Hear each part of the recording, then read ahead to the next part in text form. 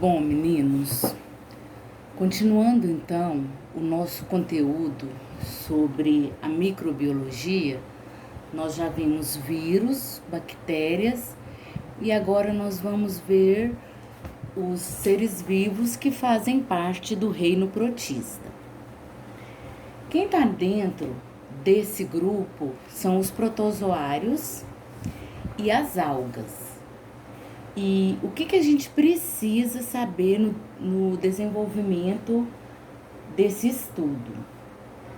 Nós precisamos fazer relação dos seres vivos com o seu ciclo de vida e relacioná-los à importância médica, ecológica, industrial e farmacêutica que esses seres vivos têm, bem como identificar as doenças causadas por esses indivíduos.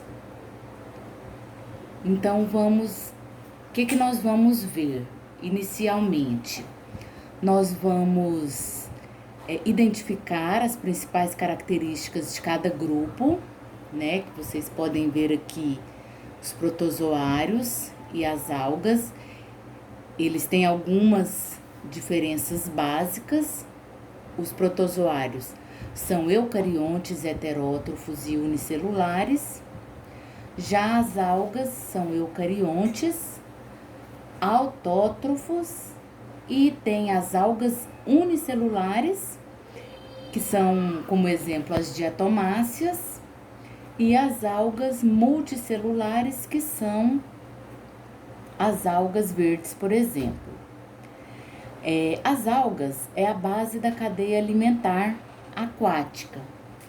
Elas que produzem praticamente, né, todo o oxigênio. Praticamente todo não, né, mas grande quantidade do oxigênio. Essas algas apresentam também grande importância econômica. E dentro dos protozoários, aí o exemplo, nós encontramos as amebas, há espécies parasitas causadoras de doenças também. Então, vamos ver primeiro os protozoários. E didaticamente, meninos, os protozoários não têm valor taxonômico porque eles ainda não conseguiram chegar a um consenso sobre algas, se são realmente um tipo de protista ou se são vegetais, porque há um tempo atrás, não muito tempo, as algas estavam dentro do grupo das plantas, né? Muito pouco tempo que foi feita essa divisão, tanto é que hoje o reino protista, ele é chamado de reino protoctista, justamente por causa dessa divisão, mas ainda não chegaram a um consenso. Então, a nível de classificação, ele não é muito importante. Então, vamos falar um pouco sobre os protozoários. Os protozoários são seres unicelulares, nós já vimos todos esses termos, né? O que significa. Pode apresentar algumas organelas citoplasmáticas, modificadas ou especializadas, e são encontrados em diversos ambientes. Nós vamos ter protozoários de água doce, de água salgada, protozoários que estão associados a outros seres vivos. Nesses casos, essas associações, né, são denominadas relações ecológicas, e nós temos as três: mutualistas, comensais e parasitas. Mutualistas são aquelas relações obrigatórias onde os dois indivíduos são beneficiados. Já os comensais é um tipo de relação onde um só se beneficia e o outro, ele não prejudica e nem se beneficia. E o parasita é aquele que um se beneficia e o outro sofre o prejuízo, né? Então, aqui nós temos um exemplo de um paramécio. Paramécio é um protozoário de água salgada e ele tem algumas estruturas, né? Os cílios, que é a estrutura de locomoção que justamente classifica, né? Então vamos fazer assim, vamos continuar o nosso estudo, que aí a gente fala dessas estruturas. A locomoção, como que é a locomoção desses seres vivos? Os protozoários apresentam diferentes estruturas de locomoção. Ou eles são flagelados, ou ciliados, ou possuem pseudópodes. Os flagelos, eles possuem de 1 a 3 flagelos, né? Tem essa forma, é utilizado na sua locomoção. Os cílios, né, são bem menores do que os flagelos. E os pseudópodes. Pseudópodes, pessoal, pseudo é falso, podos é pé. Então são falsos pés, né? As amebas lançam essas projeções para se alimentar e se locomover. E também tem algumas espécies de protozoários que não apresentam estrutura de locomoção, embora eles possam se mover por flexões da célula ou até mesmo por deslizamento, que a gente vai ver um por um aqui. Olha os protozoários, como que ocorre a locomoção. Nesse caso aqui nós temos as amebas, né? Os protozoários, de forma geral, são heterotróficos, né? Não produzem o seu próprio alimento. Então, nesse caso aqui, as amebas se alimentam lançando esses pseudópodes até alcançar o alimento. Então, aqui tem um pequeno videozinho, observam para vocês entenderem.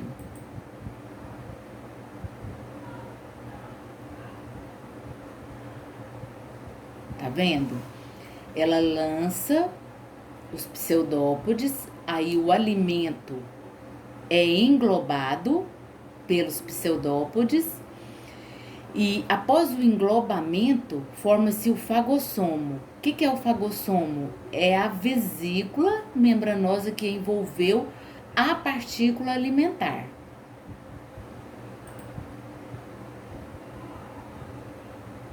Nesse momento, formou-se o vacúolo digestivo. O lisossomo é a organela que carrega as enzimas digestivas e essas enzimas digestivas essa organela, esse lisossomo, vai se fundir com o fagossomo, formando esse vacúolo digestivo. E aí é no interior desse vacúolo que o alimento vai ser atacado pelas enzimas digestivas.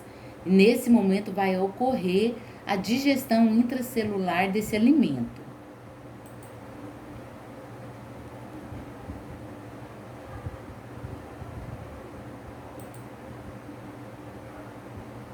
Às vezes, pessoal, vou passar para frente que vai ter alguma coisinha que não vai ser preciso a gente comentar, tá? Que é uma coisa assim muito a nível mais superior. Depois, se vocês quiserem tá pesquisando e me perguntar alguma coisa.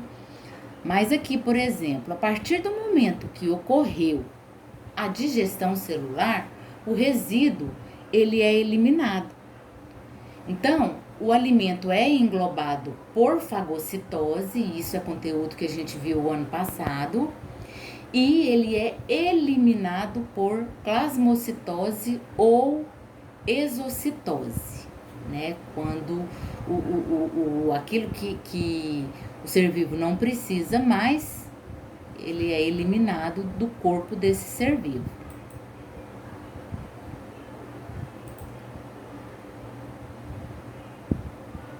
Uma coisa que é importante, pessoal, é a reprodução. Muitas espécies de protozoários tem um ciclo reprodutivo complexo e geralmente alterna reprodução sexuada e assexuada.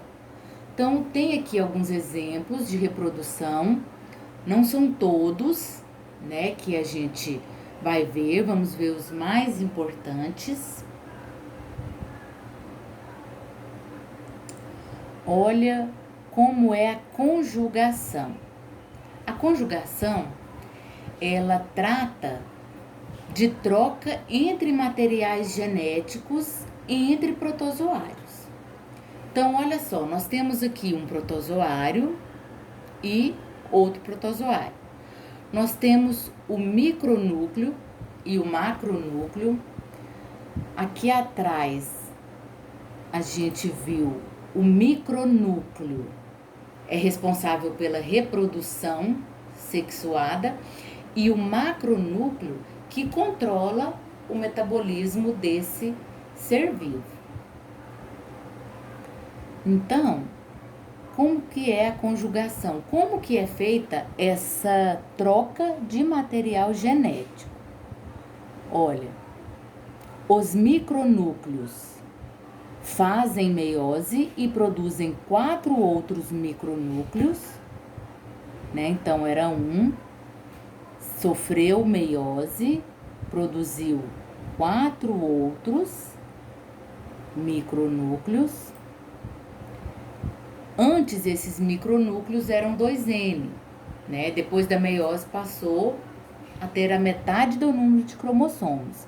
Então, olha aqui, dos 4 micronúcleos N, né, com a metade do número de cromossomos formados, 3 se degeneram.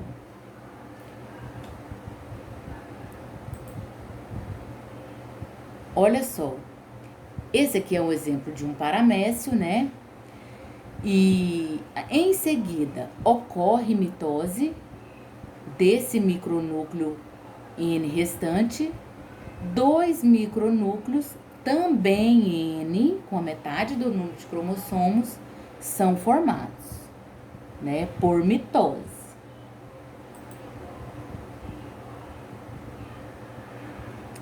Entre os paramécios, vejam, forma-se uma ponte citoplasmática.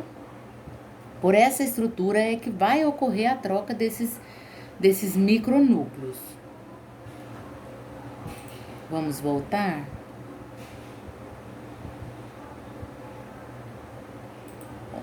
Olha só, houve a troca. Aqui só tinha vermelho, aqui só azul, trocou.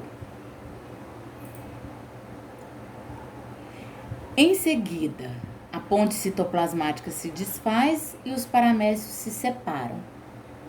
Aí esses paramécios, esses micronúcleos, esses 2 micronúcleos são fundidos e forma-se em cada protozoário um único micronúcleo 2N. É como se fosse o óvulo espermatozoide que forma o zigoto, né? Fazendo uma comparação para vocês entenderem. Esse evento gera paramécios com variabilidade genética. Permite que um paramécio não seja idêntico ao outro, lógico, né? E eles automaticamente, com essa fusão, eles adquirem característica um do outro.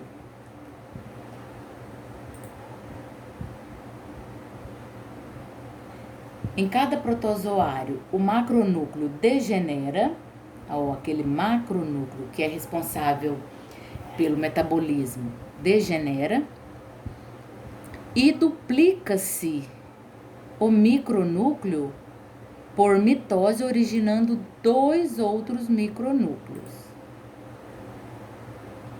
Em cada um dos paramécios, um dos micronúcleos origina um novo macronúcleo e contém, nesse caso, né, contém genes que controlam o metabolismo celular. Então, esse aqui, pessoal, só mostrei para vocês terem uma noção de como que ocorre, né? E aqui a bipartição, que é o que a gente mais conhece, que é também chamado de cisciparidade, é um tipo de divisão binária. Muitas espécies de protozoários dividem-se em duas. O material genético da célula se duplica e depois ocorre a citocinese, que é a divisão do citoplasma, onde há a formação de duas novas células geneticamente idênticas com o mesmo material genético. Isso a gente já sabe, nós já estudamos, né? Agora as algas, pessoal. As algas é a base da cadeia alimentar. São eucariontes autotróficas, né? Ainda é debatida muito no meio acadêmico, porque aquilo que eu falei para vocês, né? Ainda se de repente as algas saem do grupo protista e vai para um outro, por exemplo, só delas, isso nem não vai ser motivo de muito espanto, né? Então, olha só, nós temos vários tipos de algas. Aqui eu não vou me ater muito, tá? Nisso aqui. Vocês vão dar uma olhada nesses slides, né? Depois vocês vão ler o texto, que não tá livre de ler o texto, tá? É uma referência teórica muito importante, o conteúdo que tá no livro explica direitinho. E depois, em seguida, vem as atividades referentes a esse assunto e a gente pode tirar dúvidas, já mandei para vocês, né? No GR8, o horário que vocês vão poder tirar as dúvidas comigo. Então, vamos lá. Então, tem algas uni- ou multicelulares. Essas algas, elas são autotróficas, então elas possuem clorofila. O habitat varia, né? Porque nós temos as algas verdes. Isso aqui, pessoal, né? Tá mostrando o exemplo das algas aí. Essa aqui são as rodopícias, chamadas também de algas vermelhas. Ambas as algas, o habitat delas podem ser ou na água doce ou água salgada. Tem as feofícias ou algas pardas, né, que são multicelulares, também clorofiladas. Os dinoflagelados, esses aqui são unicelulares, também clorofilados, habitat na água salgada. E esse exemplo de dinoflagelados são eles que formam a chamada maré vermelha, porque eles têm algumas espécies têm toxinas, né, que liberam na água e fica aquela mancha vermelha, né, na água. Temos as euglenas. Esse vacúolo pulsátil, vacúolo contrátil que vocês virem, ele vai regular a entrada e a saída de água, né? Porque, por exemplo, a água do mar é muito salgada, então ele tem mais soluto. Dentro do corpo desse indivíduo tem menos soluto. Então, qual que é a tendência? É a água com o soluto entrar no corpo do indivíduo, do ser vivo, entra por osmose, né, que nós já vimos. A água, então, entra e ela pode até se romper. A membrana plasmática do indivíduo poderia até se romper. E não se rompe justamente por causa desse vacúolo que controla isso aí. Tem as diatomáceas também, que são unicelulares, clorofilada também. As algas douradas, que são as crisófias. Nós temos aqui as carofícias. Aqui tá mostrando para vocês só os exemplos. E a importância aqui, né? Porque muitas delas são utilizadas na alimentação, na medicina, para fabricação de algum medicamento. Então, elas têm diversa importância.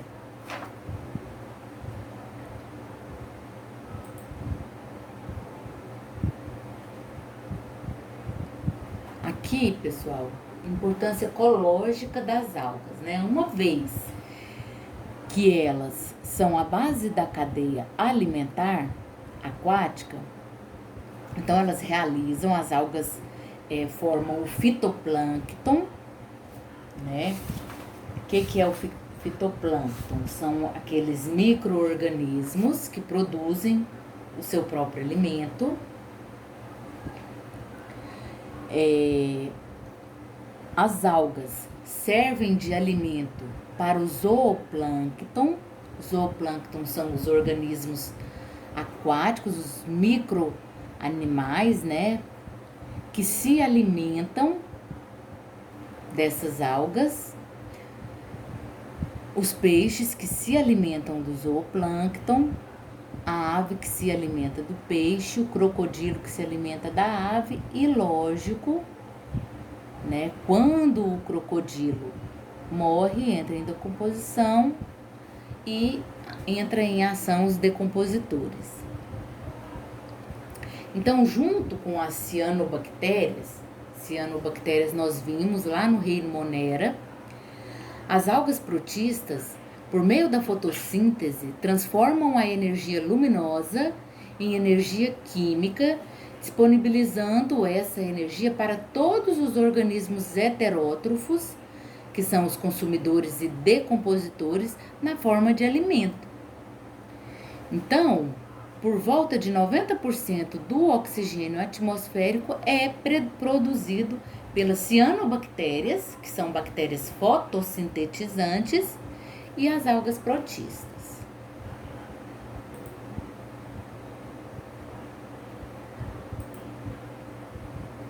Aqui, ó, as algas, elas são utilizadas na alimentação.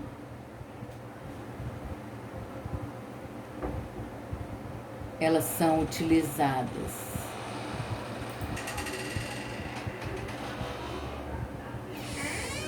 também na medicina, né?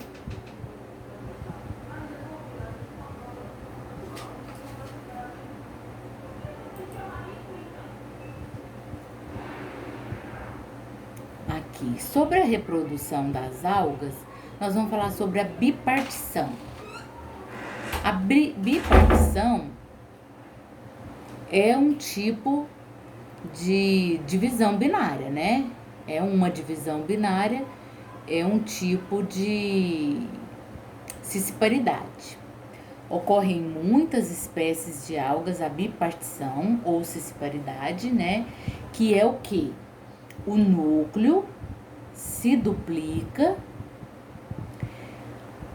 em seguida o citoplasma se divide e forma duas células idênticas.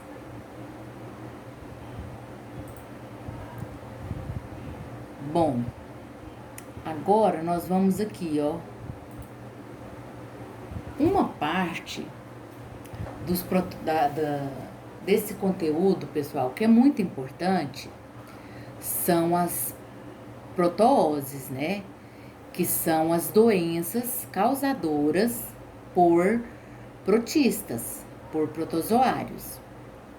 Então, aqui tá muito especificado esses slides. Eu vou falar o básico, tá? É lógico que a nível de segundo grau, os ciclos da doença e tal, a gente vai ver por cima, né?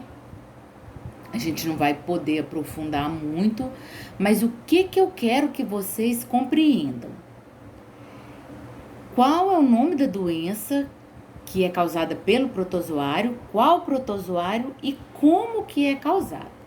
Então, a gente vai falar aqui, ó, o causador e a transmissão, assim, de uma maneira meio rápida, que a aula já tá ficando extensa, né? Fica uma coisa maçante. Então, vamos ver a primeira aqui. Doença de Chagas. Quem que é o causador da doença de Chagas? É o Trypanosoma cruzi. Como que ocorre a transmissão desse protozoário? As fezes contaminadas do barbeiro são transmitidas para o ser humano no momento da picada. Os tripanossomos podem entrar na corrente sanguínea pelo ferimento da picada, principalmente se o indivíduo coçar o local. Mas o barbeiro, né, ele é muito comum em lugares onde tem casas de barro, de pau a pique. Aqui na nossa região não é muito comum. A malária. O causador da malária é o Plasmodium. E no Brasil tem essas 3 espécies, né, mais importantes. Mas o que é importante aqui para nós nesse momento é como que é transmitido esse Plasmodium. Através da picada do mosquito prego, né? E uma coisa interessante é que apenas a fêmea transmite a doença. O macho, ele só se alimenta de néctar das plantas.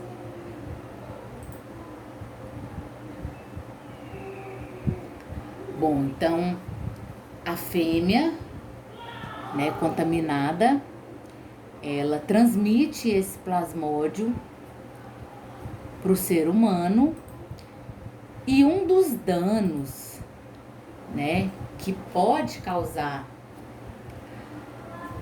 com adquirindo esse protozoário é a insuficiência renal.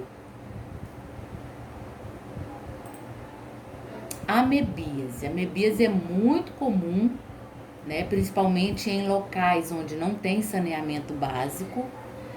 Quem transmite, quem causa a amebíase é a entamoeba histolítica. E a entamoeba histolítica, ela é transmitida através de alimentos que não são devidamente lavados, né? Porque o cisto da entamoeba histolítica, ela é eliminado com as fezes. Aí a pessoa defeca em lugar inapropriado, pode atingir um alimento, a gente come aquele alimento sem a devida higiene, né? E tá aí o estrago feito. A giardíase. O causador da giardíase é a Giardia lamblia. A Giardia lamblia também é a questão do saneamento, né? Tem que haver saneamento básico, lavar, esterilizar os alimentos, ferver a água, né? Ou beber água apenas filtrada, lavar bem as mãos.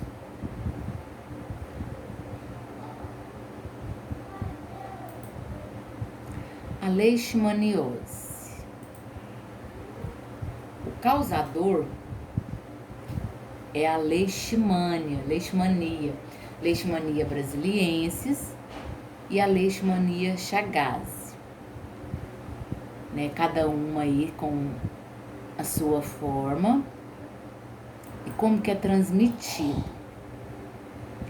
Por meio da picada do mosquito palha. Os cães, raposas e roedores são geralmente reservatórios naturais de protozoários do gênero Leishmania. O mosquito palha pode transmitir os parasitas dos animais para o homem, né? E o homem para o mosquito, caso o homem esteja contaminado e o mosquito, né, chupa o sangue dessa pessoa contaminada, automaticamente ela se contamina.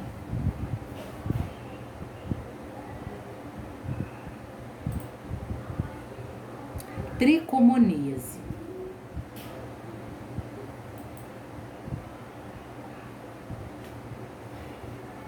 É causado pelo protozoário Trichomonas vaginalis, que tem essa forma aqui.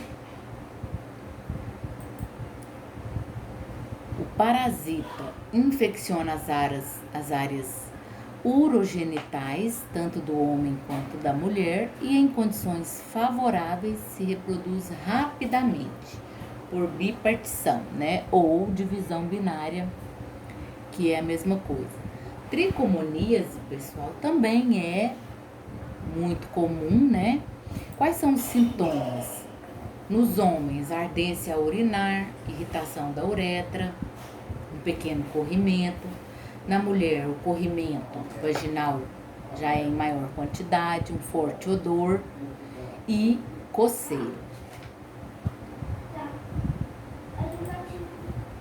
A doença do sono, vamos falar aqui bem rapidinho, é o Trypanosoma gambiense. Como que é transmitido? É transmitido através da mosca tsetse.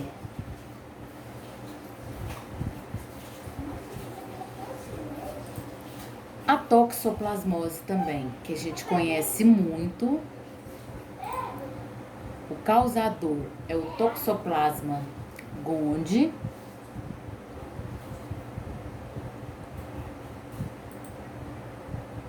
Que é transmitida pela ingestão de alimentos ou água contaminados, liberados nas fezes dos gatos, ou pela ingestão de carne crua de animais, no caso vaca e porco, contaminados com os cistos.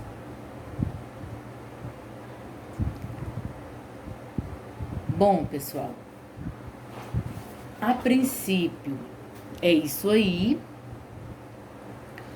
As partes dos slides que eu pulei é porque não tá no nosso currículo, né, de referência, ou tem muita coisa. Se eu fosse falar tudo que eu precisaria falar, a aula ia ficar muito grande, então a gente vai fazer o seguinte: o que foi falado são as características principais. E aí vocês vão ler o texto. O texto está na página 38, começa na página 38 e vai até a página 47. Aí tá falando sobre as algas, tá falando sobre os protozoários. Dá uma lida. Vou passar para vocês uma atividade sobre os protozoários. Vou passar para vocês lá no GR8, tá? Vocês vão fazer, e qualquer dúvida, naquele horário que eu falei para vocês, a gente vai ficar conectado e vocês vão poder tirar qualquer dúvida comigo. Mas isso aí, esses conteúdos, pessoal, geralmente o que se pede é relacionar o reino do indivíduo com o ser vivo do indivíduo e a doença que ele transmite, as características gerais, né? Então tá bom, só isso por enquanto, até a próxima aula.